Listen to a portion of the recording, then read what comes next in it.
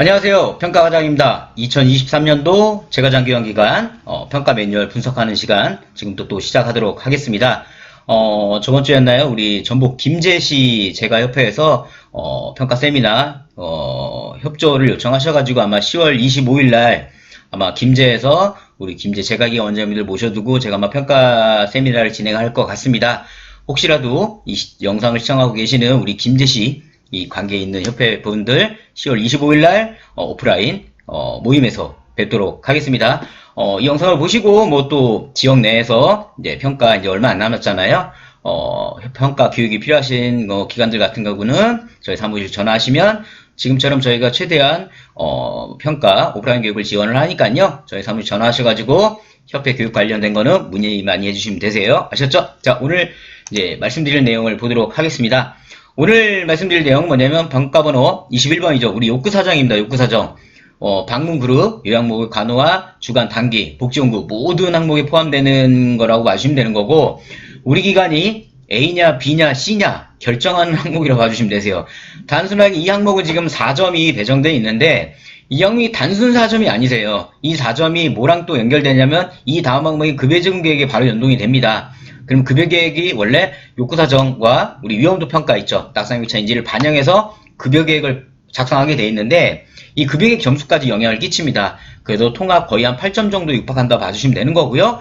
우리가 보통 최우수는 90 이상이죠. 그러니까 욕구사정 잘못되시면 그냥 최우수는 포기하시면 되세요. 그만큼 우리 기관들에서 제가 볼 때도 난이도는 가장 극상이라 봐주시면 되세요. 가장 극상이고 평상시에도 항상 준비하셔야 되는 항목이라고 봐주시면 되세요. 그죠? 우리가 원래 통상적으로 어르신 세로 들어오시면 공단에다가 급여지급 계획서를 입력하시잖아요. 그 입력 전에 항상 먼저 하셔야 되는 게 이 욕구사정을 먼저 진행해서 어르신의 상태를 먼저 파악하셔야 되는 거다 보니까 가장 평상시에도 많이 하셔야 되는 거고 중요도는 뭐 말할 필요도 없이 평가 1번부터 끝번까지 항목 중에서 난이도는 제일 높고 중요도도 가장 높다고 보시면 되세요. 그럼 그 항목에 대해서 저번 매뉴얼, 평가 매뉴얼과 어떤 것이 바뀌었고 또 그대로 유지가 되는지 또 뭐가 더 중요하게 변했는지를 지금부터 한번 분석해 보도록 하겠습니다. 뭐 파고 막 이런 거 할까요? 재밌던데 그죠? 자, 지금 화면에 보고 계시는 우리 욕구사정 같은 경우는 수급자의 건강상태와 개인적 특성 등을 반영해 종합적 욕구사정을 실시하여 질 높은 급여 제공이 되도록 노력하는지 평가하는 항목이라고 봐주시면 되세요. 단 건 없고요. 우리 어르신 새로 들어오시면 어르신에 대한 신체 상태, 질병 상태, 인지 상태, 가족 및 환경 상태, 어르신이 원하는 게 뭐고 이런 거에 대한 거를 8가지 정도를 쭉 우리가 체크를 해야 됩니다. 체크뿐만 아니라 그 의견도 다 집어넣어야 되는 거고요. 그렇게 만들어서 우리가 욕구서 하나의 어르신에 대한 상태를 파악하는 걸 봐주시면 되고요. 평가 기준 보시면은 총 2개가 있습니다. 1번 기준 2개가 보이시죠? 그 다음에 보신 것처럼 욕구사정을 첫 번째는 뭐냐, 욕구사정을 연일회 이상 실시하는지를 보겠다는 겁니다. 근데 이 욕구사정, 그러니까 소위 말해서 1년에 한 번이에요. 1년에 한 번. 1년에 한 번. 필수항으로 보시면은 이 욕구사정 안에는 우리가 어르신 이름, 그 다음에 날짜, 작성자명, 그 다음에 총평, 그 다음에 신규 수급자의 같은 경우는 급여 개시 1까지 실시하는지를 확인하는 거세요. 자, 그럼 여기서 좀 몇 가지 좀 말씀을 드릴게요. 몇 가지 말씀드리기 전에 그러면 우리 평가관들이 이 항목에 대해서 어떻게 보는지 좀 볼게요. 집회조언기관은 당연히 2020년 1월부터 평가일까지로 봐주시면 되세요. 여기시면 연일의 주기는 회계년도를 기준으로 한다고 했어요. 그죠? 즉 회계년도, 그죠? 2020년 1월 1일부터 그죠? 연말까지. 그러니까 매년 한 번씩 하신다고 보시면 돼요. 이게 직전 매뉴얼과 바뀐 건 뭐냐면 직전 매뉴얼에서는 직전 매뉴얼 잠깐 볼게요. 여기 보신 것처럼 직전 매뉴얼이잖아요. 이게 직전 매뉴얼 봐주시면 되세요. 직전 매뉴얼 같은 경우도 이제 2년 진행을 했고 여기 보시면 연일에는 360일 기준을 확인하여 추가 30일간 유예기간을 포함한다 했었어요. 전에 평가에서는. 그래서 우리가 통상 뭐냐면 여기 보신 것처럼 2018년 9월 17일에 욕구사정을 진행했다면 원래대로 따지면 1년이니까 365일이잖아요. 2019년 9월 16일까지 원래 했어야 되는데 직전 평가 때는 30일간의 유예를 더 드렸어요. 그래서 즉 뭐냐면 3개월을 더하니까 30일이죠. 즉 한 달간의 기간을 더 부여하다 보니까 우리가 뭐 10월 16일까지 진행하면 됐었는데 이게 지금 없어졌어요. 이게 없어졌기 때문에 올해 여기 보신 것처럼 올해는 지금 그런 말이 아예 사라졌잖아요. 지금 그죠? 어디에 봐도 그런 얘기가 없어요. 지금 뭐냐면 그 말을 이 한 줄로 줄인 거예요. 연일의 주기는 회계연도를 기준으로 한다. 즉 뭐냐면 그냥 이제부터는 예전으로 다시 돌아가시라 이거예요. 그냥 365일 안에 한 번을 더 해야 된다 봐주면 되세요. 연일회라는 거는 즉 아까처럼 뭐냐면 직접 매뉴얼처럼 예를 들어 뭐 2018년 9월 17일 날에 우리가 욕구 사정을 했다면 2019년 9월 16일 이전 안에 무조건 욕구 사정에 대한 진행을 하셔야 된다 보시면 돼요. 그걸 매년 우리가 예를 들어 2019년부터 해왔던 분이라면 우리 평가 지표 적용 기간이 2020년 1월부터잖아요. 그럼 어떻게 됩니까? 2020년 1월께 하나 있어야겠죠. 만약 1월에 욕구 사정을 진행했다면 그 다음에 21년 1월 거, 2022년 1월 거, 그 다음에 내년도죠. 2023년도 1월 거. 이렇게 총 4개의 욕구 사정이 있어야 된다 보시면 되세요. 아셨죠? 자, 이런 욕구 사정 같은 경우 평가원이 어떻게 하자면 총평은 종합 소견을 서술형으로 충실하게 작성했는지 확인하는 거고요. 그죠? 단순 체크는 인정을 안 하는 거예요. 제가 얼마 전에 어느 기관을 가가지고 욕구 사정 이런 걸 봤는데 야 그거 한 6, 7년 전에 2장짜리 체크리스트가 한번 돌았었어요. 그래서 2장짜리 체크리스트로 열심히 하셨는데 평가에서 그거 2장짜리면 장수만 보고 무조건 불인정을 했었어요. 그러니까 의견이 없다고. 그래서 지금 여기서도 그 얘기를 하고 있는 거예요. 단순 체크가 아니라 서술을 하라 이겁니다. 이게 무슨 얘기냐면 자 보세요. 욕구 사정이 이렇게 있잖아요. 그건 뭐냐면 주요 질병 상태다. 그러면 우리가 여기다가 단순 체크만 한다면 인정을 안 하겠다는 거예요. 그죠? 여기에 플러스 뭘 해야 되냐면 종합의견 뭐 있죠? 여기다 종합의견을 우리가 넣어야 된다는 얘기예요. 넣어야만 인정을 하겠다. 그게 아니면 인정 안 하겠다 이겁니다. 그게 지금 이 말이라고 보시면 되세요. 자, 욕구 사정을 해당 급여 직원이 실시한지 확인한다. 해당 급여 직원이 예전에 뭐 이거 갖고도 또 말이 많았어요. 그러면 뭐 해당 요양급여 직원이니까 해당 요양보사님 해야 되느냐? 그게 아니에요. 그냥 단순하게 복사님이나 센터장님이 하시면 된다고 보세요. 아셨죠? 그냥 복사님이 하시는 게 가장 좋고 두 번째는 센터장님이 진행하셔도 된다라는 겁니다. 자, 그렇게 하시면 되고 직접 평가와 가장 크게 바뀐 거는 하나 말씀드렸죠. 직접 평가에서는 30일간의 유예를 줬지만 그게 올해부터 이번 평가에서 이제 없어졌어요. 원래 그냥 1년에 한 번. 저는 저희 거래처에 언제나 그 30일 유예는 신경 쓰지 말라고 했어요. 더 헷갈린다고. 그냥 매년 1년에 한 번씩. 그게 낫다라는 말씀을 드렸어요.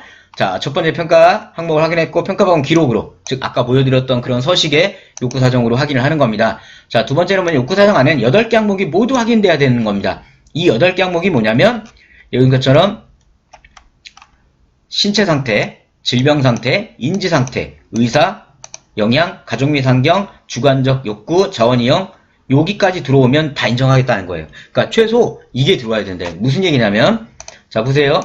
이게 아마 전에 공단에서 뭐 이런 식으로 하라고 또 나온 것 같아요. 신서식이라고 제가 해놓은 거 보니까. 근데 여기 보면 일반 상태가 뭐 또 들어갔어요.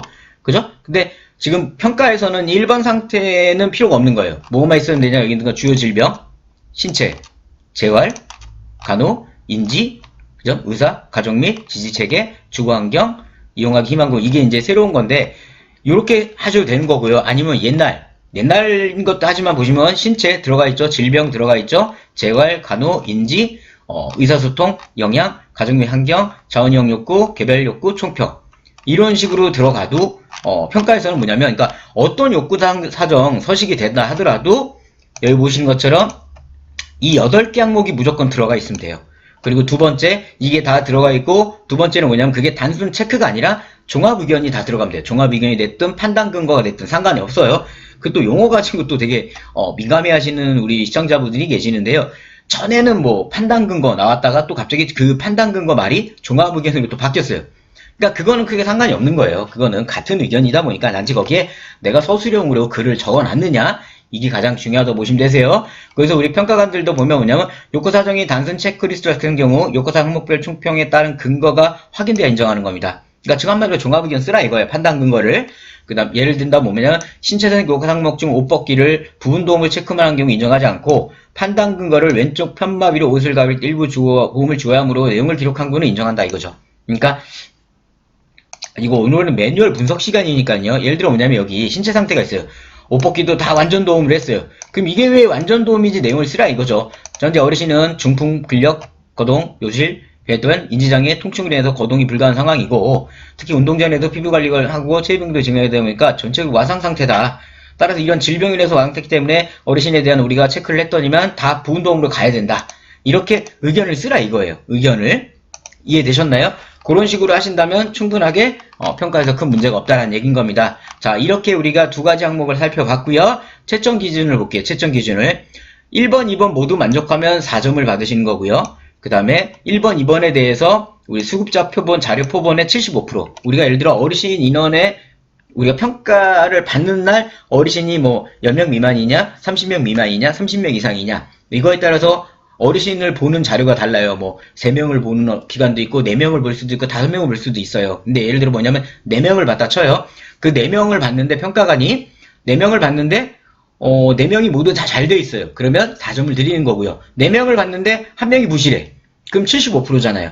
그러면 양호를 받으시는 거예요. 그래서 3점 획득이 되는 거고요. 4명을 봤는데 2명만 제대로고 2명은 제대로 안 됐어. 그러면 부분 점수를 받으시는 거고요. 4명을 봤는데 야 이건 아니다 싶으면 빵점이 나옵니다. 그러니까 항상 제가 평가에서 말씀드려요. 부분 점수를 그냥 내가 이거 하나 잘못됐다고 포기하시는 게 아니라 부분 점수들이 이제 다 있어요. 그래서 이제 부분 점수를 노리는 형태로 가셔야 되는 거고요. 지금 제가 여기 안에서도 많은 얘기들을 해야 돼요. 근데 그런 거는 아마 11월부터 응용편이 진행이 될 겁니다. 기본편이 아마 10월 정도면 기본편이 마무리가 되고 11월달 평가 매뉴얼이 발표가 되면 그때부터 응용편이 시작되는데 그때부터는 뭘 조심해야 되고 어떻게 작성해야 되는지 아까 화면에 보여드렸던 어떤 작성 템플을 가지고서 작성을 어떻게 해야 되고 또 1년에 한 번이라고 하는데 그걸 어떻게 우리가 또 잘 풀어나갈지 이런 것도 영상에서 다 말씀을 드리도록 할 겁니다. 아셨죠? 오늘 이제 말씀드린 우리 욕구 사정에 대해서 한번 종합을 해볼까요? 평가번호 21번이죠? 21번 욕구 사정입니다. 자, 정리해 보겠습니다. 점수는 4점입니다. 난이도 극상이라고 봐주시면 되고요. 변화점은 뭐가 있을 거예요, 우리? 유예 기간 32일이 삭제되었죠? 그래서 회계 기준 연 1회로 변경된 겁니다. 이거 하나 변경된 겁니다. 그러니까 소위 말해 이제는 예전처럼 뭐 30일 유예 기간이 있어가지고 13개월에 한 번 이게 아니라는 거예요. 아셨죠? 따라서 연 1회로 무조건 진행하셔야 된다라는 거고요. 그 다음에 단순 체크리스트는 안 되는 거고요. 종합의견 또는 판단 근거를 기록해야 하는 겁니다. 아셨죠? 기록하셔야 되는 거고요. 이거 같은 경우는 매년 그 다음에 더 중요한 게 뭐라고 말씀드렸어요. 신규 수급자의 경우 급여 개시 전 그죠? 여기서는 급여 개시일이라고 해요. 근데 급여 개시일 날 예를 들어 오늘 어르신이 서비스를 하는데 오늘 욕구사하겠다 그러면 말이 안 돼요. 가능은 한데 불가능한 겁니다. 따라서 우리 시청하신 분들 같은 경우는 급여 개시일이 아니라 저는 급여 개시 전에 작성해야 한다라고 저는 말씀을 드릴게요. 그래야 이게 날짜가 혼동이 안 와요. 예를 들어 만약 오늘 우리가 어르신에 대한 서비스를 갔다 하면 적어도 어제 그저께 어르신을 만나 뵙고 표준약관 계약서 작성하면서 어르신의 상태를 체크하고 그걸 가지고 들어와가지고 우리가 그죠? 그 공단에서 나온 표준계획서를 보고서 2개를 바탕으로 해서 급여 계획을 만들어가지고 우리가 개시 전에 개시일까지도 원래 평가 매뉴얼은 또 급여 개시일까지인데 급여 개시 전에 우리가 공단에다가 급여 계획서를 입력을 하는 형태. 이게 훨씬 부드러운 프로세스로 봐주셔야 되는 거지. 평가 매뉴얼에서 급여 개시일까지 인정한다고 해가지고 이걸 다 급여 개시일로 해놓으시면 나중에 이거 가지고 평가관이랑 싸우시게 될 거예요. 왜냐면 물리적 시간이 안 맞아요. 이런 거는 또 응용편에서 제가 말씀드릴 거니까요. 오늘은 매뉴얼 분석 시간이에요. 그죠? 따라서 전 맨과 매뉴얼 뭐가 바뀌었고 이런 부분을 말씀드린 시간이니까 11월에 응용편을 또 확인해 주시면 되세요. 아셨죠? 자, 오늘 지금 이제 욕구 사정에 대해서 이제 마무리를 해드리고 있는데요. 가장 중요한 항목이라고 봐주시면 되는 거고요. 급여 계획서와 연기가 됩니다. 이 부분을 반드시 중요하게 바라보셔야 되는 겁니다. 자, 오늘 우리가 평가번호 방문형 21번이죠. 욕구 사정에 대해서 말씀을 드렸습니다. 이 항목은 누님 말씀드렸습니다. 어떤 우리 노인장 기관 안에 있는 모든 요양원, 공동생활가정, 방문요양, 방문목욕, 방문간호, 주간, 단기, 복지연구에는 모두 욕구 사정이 있어요. 이 욕구 사정이 그 중요한 건 뭐냐면 어르신의 상태를 파악하고 서비스하라는 거예요. 그 다음에 가장 중요한 항목이고 가장 기본이 되는 항목입니다. 그러다 보니까 또 점수도 높아요. 4점으로. 또 연결된 항목도 굉장히 많습니다. 따라서 이 항목 같은 경우는 우리가 반드시 우수기간 이상을 목표로 하신다면 극복을 하셔야 되는 거고요. 이건 지금부터도 아니죠. 지금 시청하신 분들은 뭘 해야 되냐면, 우리 직전 해놓은 게 잘 돼 있나 봐주세요.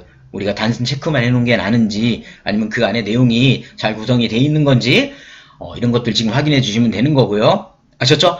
지금 말씀드릴 게 되게 많은데 그까지 얘기하면 응용편 내용이 없어져요. 응용편에서도 욕구사장 하나 말씀드리는데 응용편 촬영 시간이 한 40분 정도 걸려요. 그만큼 욕구사장 오래 걸리기 때문에 우리 시청하신 분들은 지금 매뉴얼 분석하고 우리가 그동안 해왔던 게 잘 되어 있는지 파악하시면서 11월에 있을 응용편을 기다려주시면 되세요. 아셨죠? 자, 오늘 영상은 여기서 마무리 짓도록 할 거고요. 영상이 마음에 드셨다면 구독과 좋아요, 주변에 많은 홍보 부탁드리도록 하겠습니다. 저는 여러분의 하과장이었습니다. 감사합니다.